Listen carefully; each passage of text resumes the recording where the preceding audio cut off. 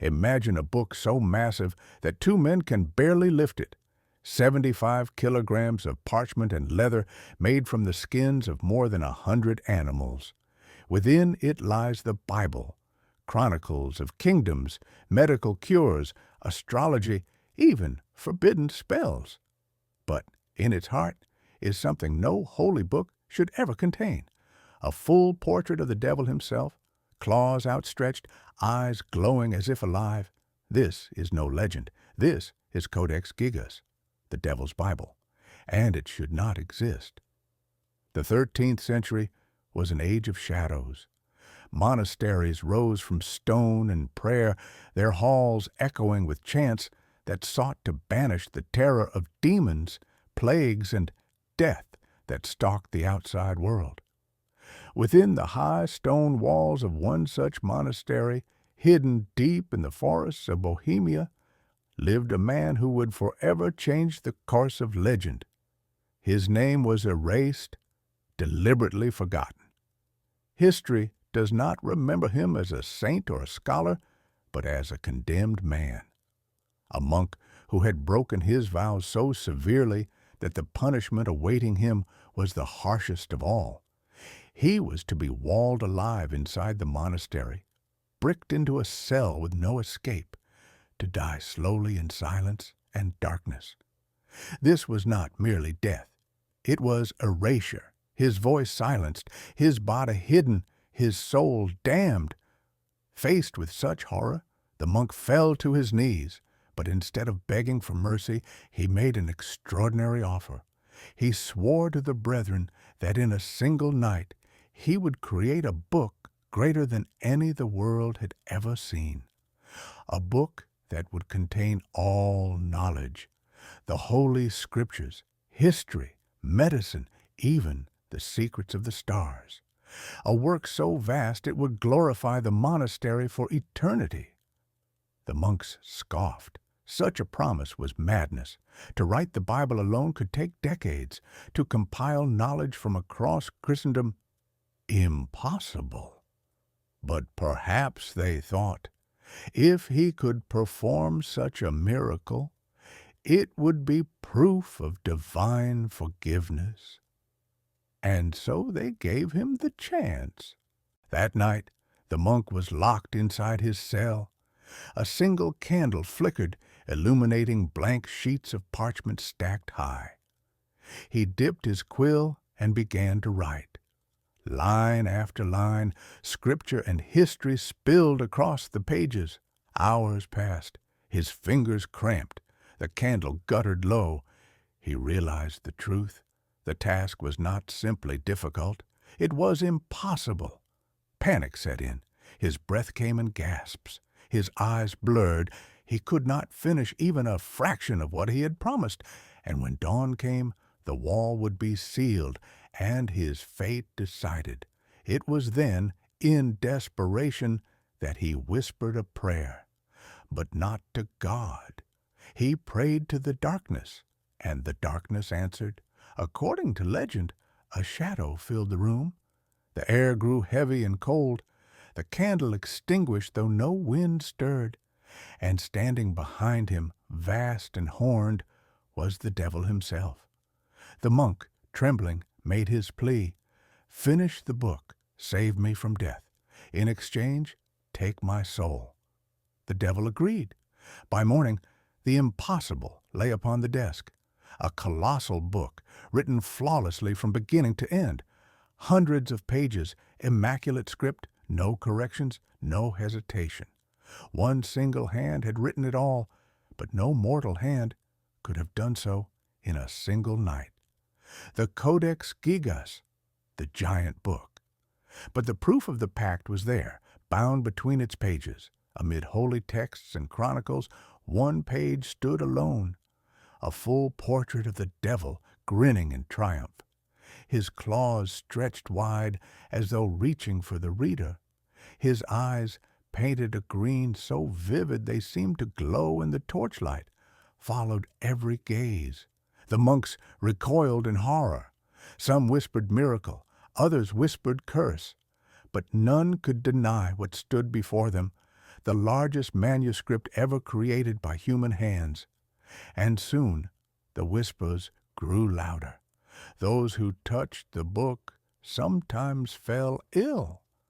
One monk who stared too long at the devil's portrait went blind.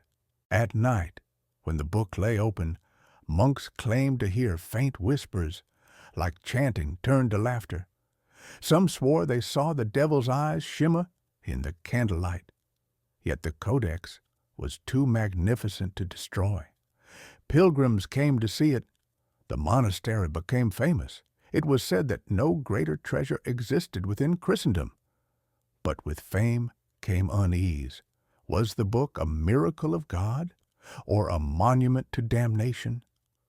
The devil's Bible had been born, but this was only the beginning, because the Codex Gigas would not remain hidden within monastery walls. It would travel across Europe through fire and war, and every time disaster struck, the book survived, as though something or someone guarded it. Imagine opening a Bible and finding the devil staring back at you. Not a symbol, not a metaphor, but a portrait so vivid it seemed alive, claws outstretched, eyes glowing faintly in the candlelight. For centuries, monks swore they could feel his gaze follow them through the room. The Codex Gigas was unlike any manuscript ever created. It was more than a Bible. It was an entire library bound in a single book. Within its massive covers lay the Old and New Testaments, the writings of Josephus, Isidore's Encyclopedia, medical texts describing remedies for fevers and wounds, calendars, even astrology, and rituals of protection against evil. This was not simply scripture, it was sacred and forbidden knowledge bound together, a dangerous paradox, holy prayers beside magical formulas, and in the heart of it, the devil's portrait. The page was immense, as tall as a man's torso, the background black and empty.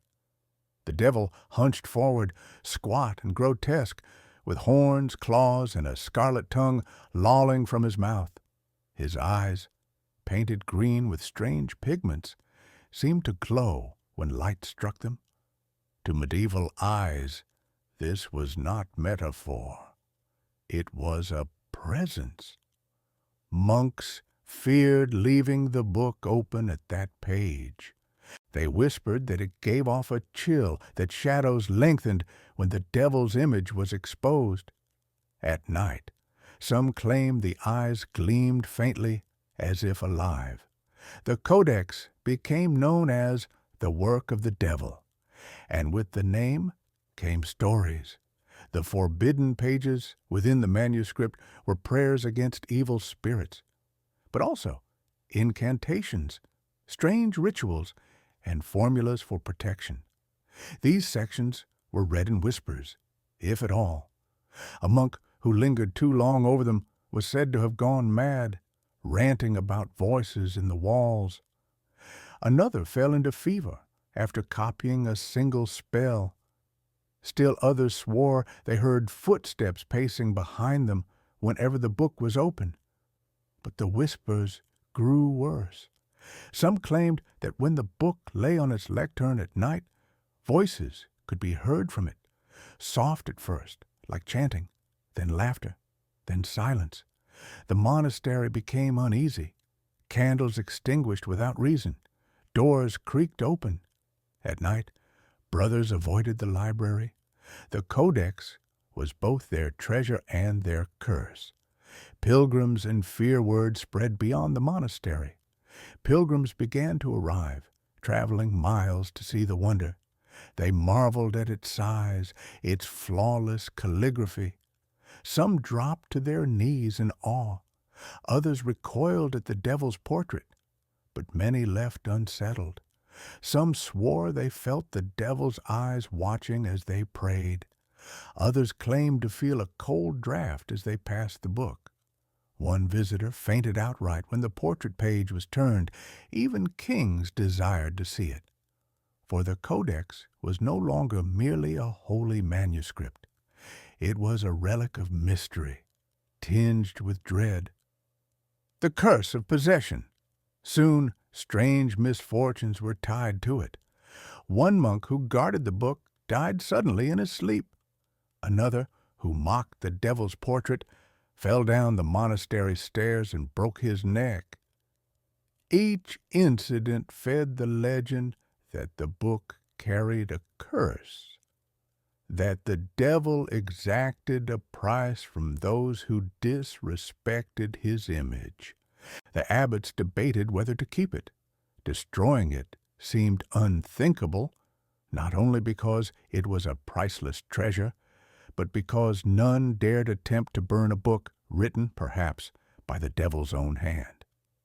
And so it remained. For centuries, the Codex Gigas lay in the monastery, guarded, studied, feared. Pilgrims came and went. Monks whispered in the dark. And still the devil's face stared from the page, patient and mocking. The book that refused to die. Then came disaster. A fire swept through the monastery.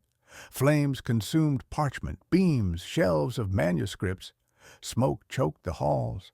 Monks fled carrying what they could. When the fire was quenched, the library lay in ruins. But amid the ash, one book lay untouched, the Codex Gigas. Only its edges bore faint scorch marks, as though the fire had tried and failed to devour it. The monks trembled. Some called it divine protection. Others whispered darker thoughts, that fire could not touch the devil's work. From then on, its reputation grew darker still. Cliffhanger. End of Part 2. But the monastery would not be its final resting place. The devil's Bible was destined to travel across Europe, and everywhere it went, in royal courts, in libraries, in wars, disaster seemed to follow, while the book endured, untouched. Wherever the devil's Bible appeared, disaster followed. Fires consumed entire libraries, wars raged, kingdoms collapsed, yet the book endured. Time and destruction bent around it as though something was protecting it, or someone. The journey to Prague. By the late Middle Ages, the Codex Gigas had become too famous, too valuable, to remain hidden in a monastery. It passed into the hands of rulers who prized it not only as a sacred manuscript, but as a symbol of power. Eventually, it came to Prague, the heart of the Bohemian kingdom. Here, it rested in the library of the royal court, among treasures of kings and scholars. It was admired, studied, and feared. Visitors described it as a marvel, the largest book in the world, filled with the entirety of Scripture and knowledge, and marked by the devil's own portrait. To own such a relic was to hold not only wisdom, but a shadow of infernal power. But possession came with a price. Fires and misfortune. Prague was a city of culture, but also of turmoil. Fires frequently swept through its districts. Libraries burned, archives vanished. But every time disaster struck, one artifact survived untouched, the Devil's Bible. Scholars recorded with astonishment how the Codex emerged unscathed from blazes that destroyed everything around it.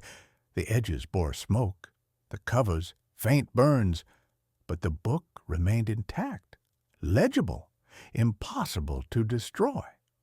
To some, this was miracle. To others, it was proof of a curse. The 30 Years' War. Then came the war that tore Europe apart. The 30 Years' War, a conflict of religion and power, ravaged towns and kingdoms. In 1648, Swedish soldiers stormed Prague in the final stages of the war. They looted treasures, gold, relics, manuscripts. Among the spoils was the Codex Gigas. Yet even hardened soldiers hesitated. Some refused to lift it. Others crossed themselves before touching it. whispering that its pages contained the devil's hand. Still, the book was carried north, across borders, into Sweden. It was placed in the Royal Library of Stockholm as a prize of war. The Devil's Bible, stolen from Prague, now a possession of the Swedish crown. The curse continues, but misfortune followed. Guards who mocked the book fell ill. One was struck dead suddenly, another crippled by fever. In 1697, a great fire tore through Stockholm's royal castle. Flames devoured wooden halls, smoke blackened the sky. Treasures of the Swedish crown were lost to the inferno. But once again, the Codex Gigas survived. Witnesses claimed a soldier leapt from a burning tower, clutching the massive book in his arms, saving it from destruction. Others swore the book lay in the ashes, untouched, its pages unburned while the walls collapsed around it. The Devil's Bible refused to die. The scholars and the fear over the centuries, scholars studied it in awe and dread. They marveled at its flawless calligraphy, page after page of identical script, no corrections, no mistakes. But they also whispered of the curse. Every institution that owned the Codex suffered fire or misfortune. Every hand that mocked it paid a price. The reputation grew. To possess the Devil's Bible was to invite disaster, and yet rulers and scholars still desired it, for to own it was to command not only wisdom, but legend. A book like no other. The Codex Gigas had become more than a manuscript. It was a survivor, a relic of impossible origins, a prize that endured where kingdoms fell, and always at its heart, the portrait of the devil, grinning, patient, unchanging. The book seemed to wait, but the greatest mystery of all remained unsolved. Who had written it? Scholars searched for answers, and modern science would uncover something far stranger than legend. For the Devil's Bible was not just cursed, it was impossible. Modern science has studied the Devil's Bible, and what it found was not relief, but deeper horror. Hundreds of pages, flawless, without a single correction, all written by one single hand. Identical script, identical letters, as if the scribe had never aged, never tired, never faltered. To create such a manuscript should take 30 years, yet the handwriting never changes. It is as if the book was written in one impossible burst of time. Librarians and paleographers examined the Codex Gigas in detail. Their conclusion was unanimous. It was written by a single scribe. Every letter, every line was identical. Across hundreds of pages, the script did not shift. Normally, even the most disciplined monk's handwriting changes with age, with fatigue, with illness. But here, nothing. It was as though the hand that began the book finished it in the same moment. If created by human means, it would require decades of relentless work. Yet no trace of correction, no sign of hesitation, no slowing of pace exists. The legend of a single night, the pact with the devil, seemed absurd, and yet the evidence was no less impossible. The contents deepened the mystery. Within the Codex were the Holy Scriptures, prayers, and hymns, but also medical texts, remedies for illness, instructions for bloodletting, astronomical calendars, formulas of protection against demons, even exorcisms, sacred and forbidden knowledge bound together in one book. Some scholars argued it was the ultimate attempt to contain all knowledge of the medieval world, divine and profane, holy and unholy. Others claimed it reflected the duality of its origin, a man torn between salvation and damnation. And at the heart of it all was the devil's portrait. Today, The Devil's Bible rests in Sweden's National Library, encased in glass under guard. Visitors gather to see it. Many cannot look at the devil's image for long. Some step back, shivering. Others swear they feel the eyes follow them. The book has become both a relic of history and a source of dread. Scholars photograph its pages, yet many admit unease when working late in the room where it lies. Stories persist. Guards claim they hear faint whispers when passing the case at night. A librarian once swore he saw a shadow move across the page, though no one stood nearby. The Codex Gigas remains silent, but never lifeless. No fire has destroyed it. No war has consumed it.